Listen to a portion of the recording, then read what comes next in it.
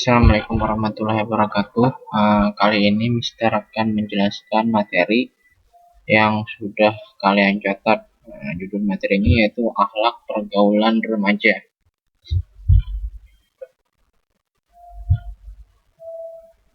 Yang pertama, pengertian adab pergaulan remaja. Adab menurut bahasa ialah kesopanan, kehalusan, dan kebaikan budi pekerti. Maksudnya itu kesopanan ini kan sudah jelas tata krama, kan kehalusan itu kehalusan bersikap lah, dan kebaikan budi pekerti tadi ya akhlak lah. Nah, sedangkan menurut istilah ialah suatu ibarat tentang pengetahuan yang dapat menjaga diri dari segala sifat yang salah. Nah, jadi bisa diibaratkan adab itu adalah sebuah knowledge atau pengetahuan yang menjaga diri kita dari segala sifat yang bersifat salah atau buruk. Nah, sifat salah yang buruk ini adalah dalam konteks hubungan antar interpersonal atau antar kamu dengan orang di sekitarmu. Nah, seperti itu. Lebih umum lagi, kita mengenal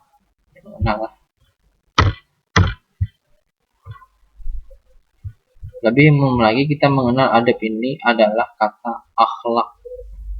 Kalau diartikan, akhlak itu ialah bentuk sikap atau perilaku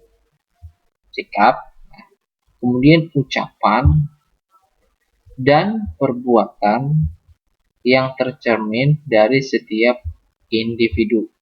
Nah, jadi akhlak itu adalah suatu sikap atau perilaku behavior, artinya itu kalau di Indonesia itu behavior misalnya. Ucapan atau lisannya, perbuatannya, apa yang dilakukannya, yang tercermin pada setiap individu atau personal. Akhlak dalam ajaran Islam terbagi menjadi dua, yaitu akhlak terpuji, akhlak yang baik apabila dimiliki oleh seseorang, juga dengan akhlak mahmudah, dan akhlak tercela atau akhlak yang dihindari lah, yang disebut juga dengan akhlak mazmumah.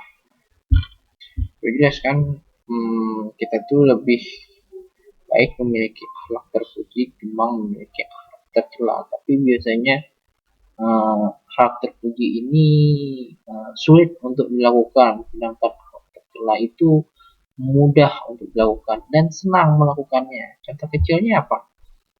Alat terpuji misalnya berkata-kata yang sopan gitu dengan teman, tidak memaki atau tidak menghina. Nah, akhlak tercelanya kebalikannya. Nah, bad word, berkata buruk, kasar, menghina teman. Nah, biasanya kalau akhlak terpuji itu berbicara tutur kata yang lembut dengan teman, itu biasanya cenderung jarang dilakukan. Kenapa?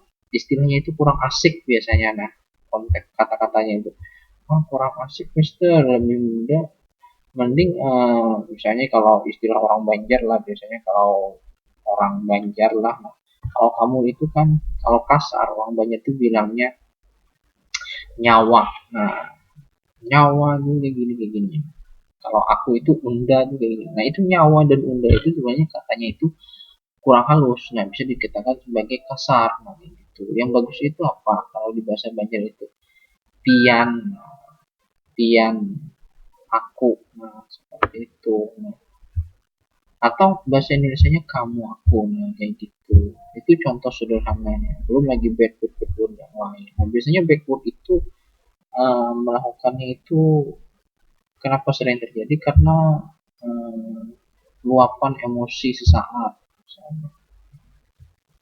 Seperti itu lah, ingin meluapkan emosi kemudian dia melakukan backward, dan itu menyenangkan, padahal efeknya buruk. Nah, seperti itu.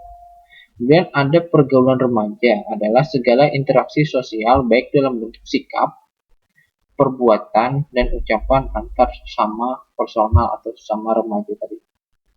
Nah, remaja merupakan masa persiapan untuk menjadi dewasa yang matang dan tidak sehat. Apa bedanya remaja dengan dewasa? Biasanya remaja itu uh, di usia kalian lah, di usia SMP itu sudah memasuki remaja hingga SMA. Biasanya kalau sudah selesai, kalau SMA sudah masa peralihan menuju dewasa lah. Nah, kalau yang benar-benar remaja itu masa-masa SMP. Nah, kenapa Mister katakan kalian itu masa-masa remaja? Biasanya remaja itu dia cenderung sedang mencari jati diri. Nah, apa sih itu jati diri? Positioningnya dia itu di dalam pergaulan itu sebagai apa? Nah, itu dia pengen pengen diakui oleh lingkungan sekitarnya. Biasanya remaja sikapnya seperti itu. Nah, makanya dia hidupnya itu cenderungnya berkelompok biasanya. Kalau orang dewasa itu cenderung individual.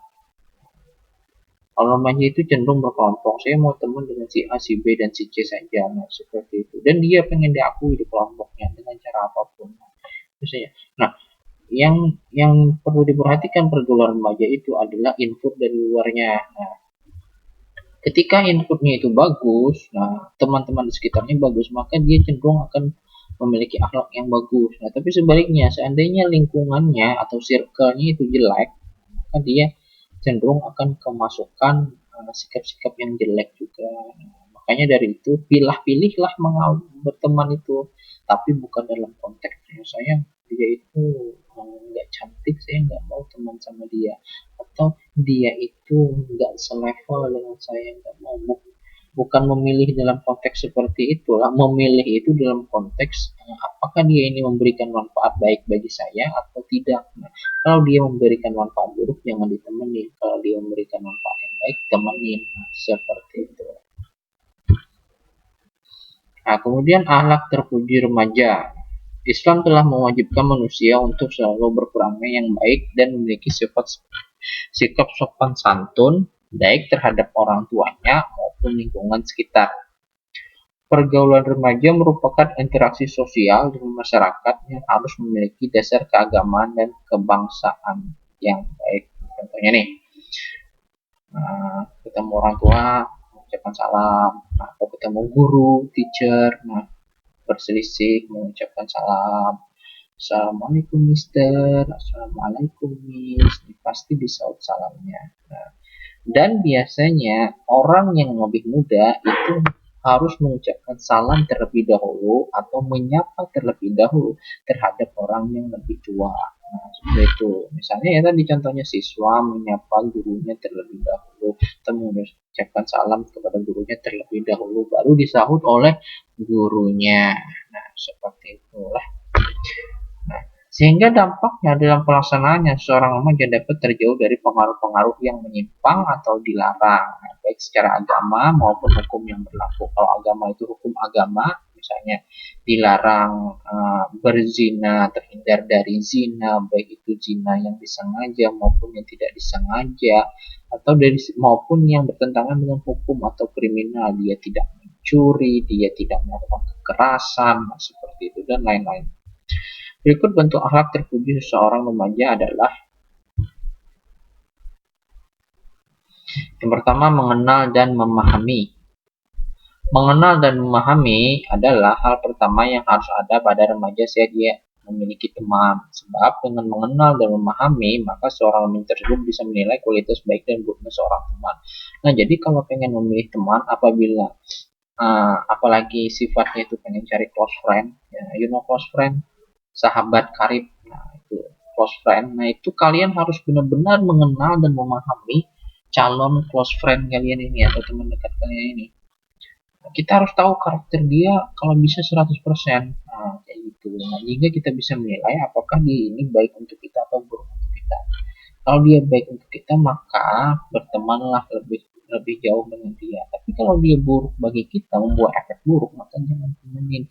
Itu saran Mister. Nah, tapi yang sulitnya biasanya teman yang membawa efek buruk ini biasanya dia orangnya asik. Nah, itu maka dari itu susah untuk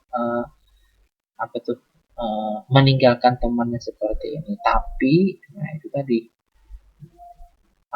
dia itu juga memberikan efek yang buruk kepada kita. Nah, seperti itu. Mending cari teman yang asik tapi memberi efek baik. Nah, itu lebih bagus. Nah, seperti itu. Mengenal ini juga merupakan ajaran Islam kepada seluruh umat manusia. Nah, sebab manusia diciptakan di bumi ini untuk saling mengenal satu dengan yang lainnya. Nah, jadi Islam itu juga mengajarkan bahwa carilah teman sebanyak-banyaknya.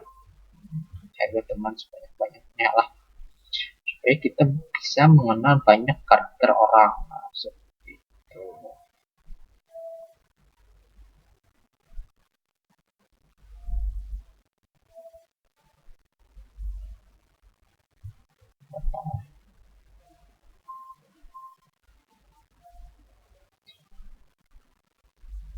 Hai manusia, nih ada. Allah berfirman di surah Hujurat yang artinya, hai manusia, sungguhnya kami menciptakan kamu dari seorang laki-laki dan seorang perempuan dan menjadikan kamu berbagai bangsa-bangsa dan bersuku-suku supaya kamu saling kenal mengenal. Sungguhnya orang yang paling mulia di antara kamu, si Allah Subhanahu wa taala, ialah orang yang paling takwa di antara kamu. Sungguhnya Allah Maha mengetahui lagi Maha mengenal. Jadi artinya dalam ayat ini dia meminta untuk seluruh umat manusia itu hamba Allah Subhanahu wa taala untuk saling mengenal satu sama lain, bahkan sebanyak-banyaknya ya teman itu. Oke, next. Nah, kemudian saling menolong dan berlaku baik. Nah, dalam kehidupan sehari-hari terkadang urusan tidak selalu berjalan lancar.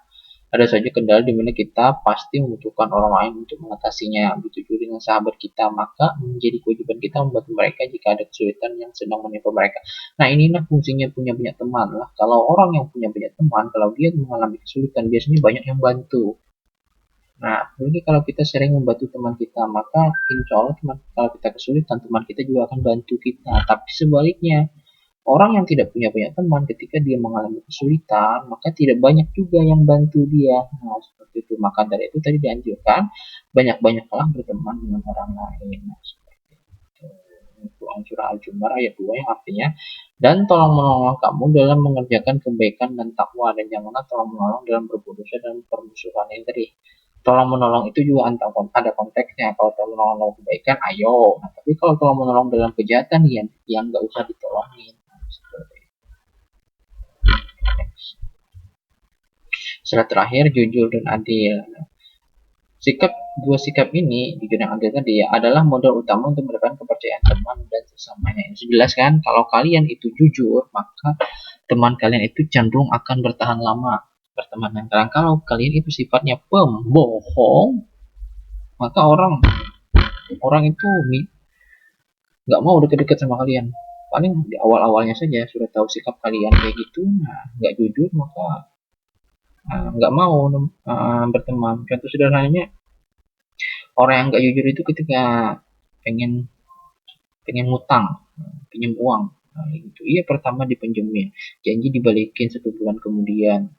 Nah, kemudian 1 bulan kemudian dia sudah punya uang, tapi tetap tidak dibalikin uangnya. Nah, kayak gitu ditunda-tunda. Nah, itu kan sudah nggak, apa istilahnya itu, nggak tepat janji. Nah, kayak gitu. Apalagi misalnya, ya banyak hal lah kayak gitu kalau orang yang tidak jujur itu. Pinjam barang teman nggak dibalikin, bilangnya sudah dibalikin. Nah, seperti itu lah. Dengan memiliki sifat jujur dan adil, maka akan menimbulkan perasaan puas dan pada pertemanan, serta dengan dua sikap tersebut akan menunjukkan kehidupan yang tentram dan ketenangan jiwa. Nah, jujur dan adil. Adil ini sudah tahu kan konteksnya. Nah, jadi dia itu orang yang berperilaku adil dalam pertemuan, dia cenderung tidak mau untung sendiri. Nah, misalnya nih, ada, taruhlah misalnya ada rezeki lah, ada makanan, dia senang berbagi. Nah, seperti itu. Ciri-ciri orang yang adil itulah. Intinya dia tidak mau untung sendiri lah, nah, kayak gitu. Nah, misalnya nih, sama-sama cari uang tuh, nah, itu. Misalnya si A dapat job banyak, maka dia akan lempar ke temannya si B.